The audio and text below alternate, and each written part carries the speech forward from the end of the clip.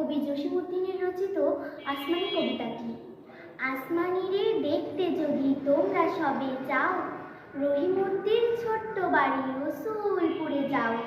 বাড়ি তো নয় পাখির বাসা, ভেন্না পাতার ছানি, একটুখানি বৃষ্টি হলে গড়িয়ে পড়ে পানি।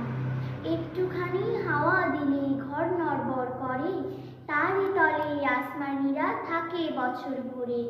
পেটটি ভরে পায় না খেতে বুকের কখান হাড়, সাক্ষী দিছে অনাহারে কদিন গেছে তার। পরনে তার শতেক তালির শতেক ছেঁড়া বাস, সোনালি তার গার বরণের করছে উপহাস। ভ্রমর কালো চোখ দুটিতে নাই কৌতুক হাসি, সেখান দিয়ে গড়িয়ে পড়ে অশ্রু রাশি রাশি।